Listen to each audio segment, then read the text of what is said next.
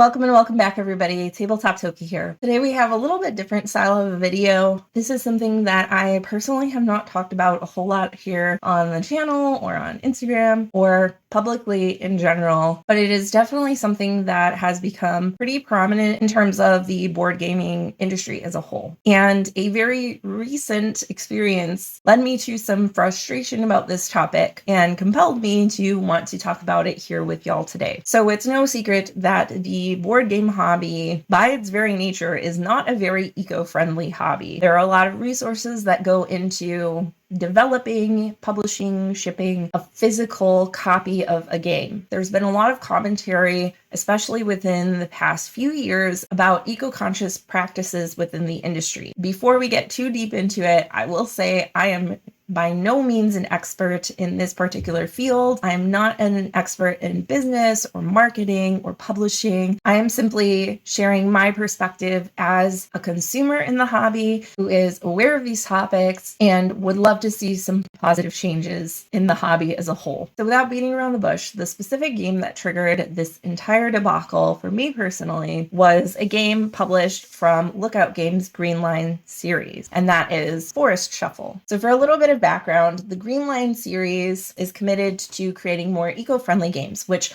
I will hands down say I think that's amazing. Instead of using shrink wrap for the box, they use little tabs, and instead of using shrink wrap for cards, they use just paper binding. I think that is a huge improvement, cutting down the use of plastic, and I absolutely commend that. I think it's a step in the right direction, and I hope that even more publishers will take that into account when thinking about how to package their games and components in the future. And some already have. However, there were some other things about the packaging of this game that really got under my skin. And while I do acknowledge that there are a multitude of different reasons for why games are packaged the way they are, I just have to say that overall it was pretty disappointing from my perspective as a consumer. So we have gorgeous art, presentation, wonderful display on the back of the box. Once we open it up, you can see that we have a very thin rule book, which is pretty nice. There is even a QR code to scan for the specific card descriptions, which I don't necessarily mind at all because it saves paper and saves space with actually just having more sheets out. But then we get to the actual packaging of the game itself. The first thing we see is this board, which is very gorgeous. It's got art on both sides.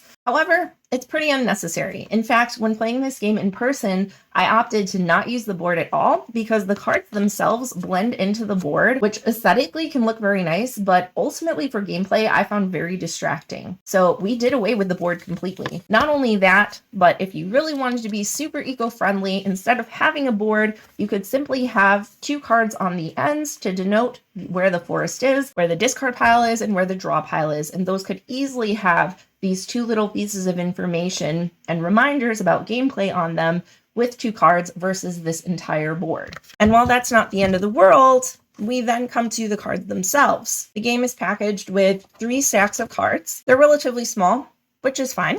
I think they work quite well, but one of the stacks of cards contains about a third of the stack here is just reference cards, but not reference cards about turn order. No. Do you remember that QR code that we had seen? Added all of the different card effects? Well, instead of putting them in the rulebook or just leaving them to be digital, we have actual physical cards here with the printed rules for each. And they're not even front and back. They're one-sided with a picture of a fox on the back. This to me just seems super tedious and wasteful because as a player, I don't want to shuffle through 14 different cards in order to find a single card reference. I would rather have it all in one spot, either in the rulebook or a pull-out pamphlet that just has a list of all the cards. And again, I'm not a printing expert, but I feel like having that one sheet of paper with everything condensed down on it would be much cheaper than printing it out on cardstock. And that brings us to the last part of this, which is quite disappointing as well. So if we look at how the cards are placed in the box, they're separated into 3, which, to be fair, there's no extra space on the top and bottom,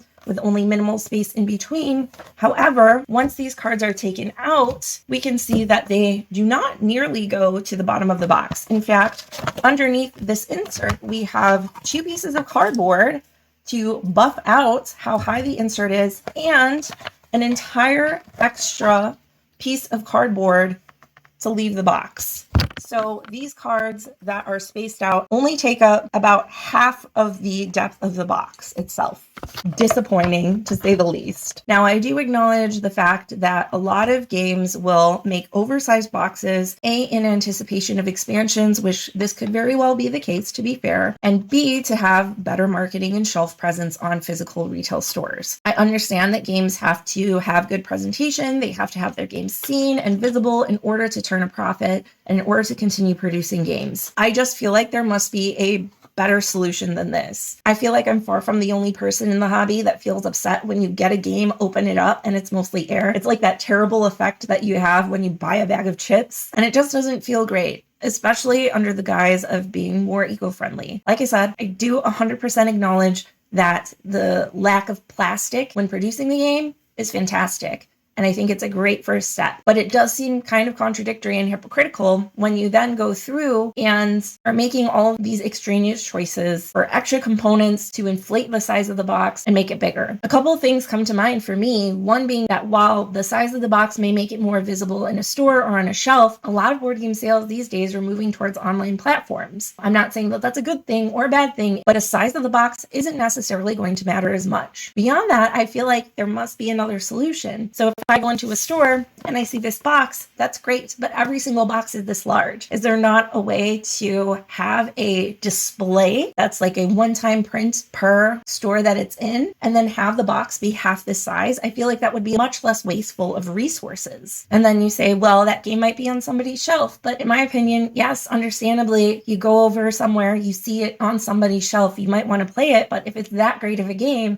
then it should be coming off of the shelf anyway. And not only is there the actual materials themselves that are being used, but the physical space it takes to house a game, both in a store location and in a personal collection. But then you also have to take into account the expenses and resources used to ship various games based on the size of the box and the contents within them. All of these little things add up. And again, I'm not a publishing expert. I am not an expert on eco-friendly practices. I don't have numbers for the exact amount of displacement of resources it takes to ship a box of this size versus half the size, or to have those extra 3 pieces of cardboard inside every box and a larger box size. I'm just a consumer, someone in the hobby who's noticing these things that feel like they could have other solutions. And I'm not placing the blame wholly on publishers either, to be fair. Clearly, having a larger box size attracts more customers. And that's a decision that publishers have to deal with because that is how their consumers are approaching purchasing the product. Now, this is different across various cultures. From my understanding, in Japan, for example, space is at a premium. Publishers love putting out small boxes because it saves them space, it saves them time, it saves them money.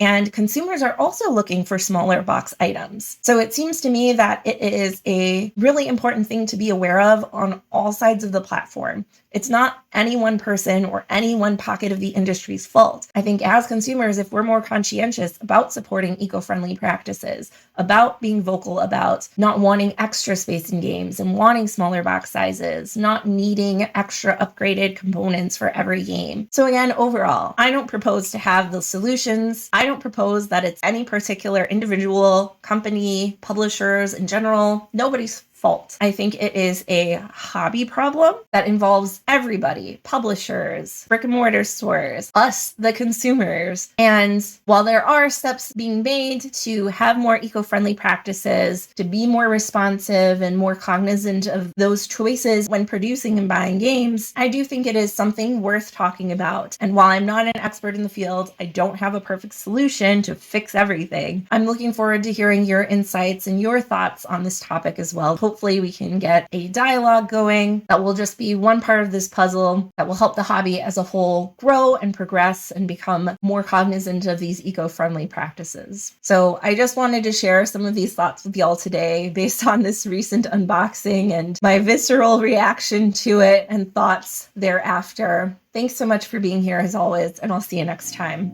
Bye.